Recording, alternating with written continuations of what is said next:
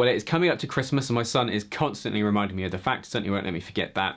And I've put together a little chord melody arrangement of what I think is my all-time favourite Christmas song, Have Yourself a Merry Little Christmas. With its melancholy feel, I think this song is perfect for jazz chord melody playing. If you'd like the notation and tab of this arrangement, then you can get this on the lowest tier of my Patreon page, where you can also get access to all my other chord melodies, including the other Christmas ones that I've done, God Rest Ye Merry Gentlemen, and Christmas Time Is Here. Gonna play this on my most Christmas-like guitar, my Cherry Red 335 1963 reissue from 2013.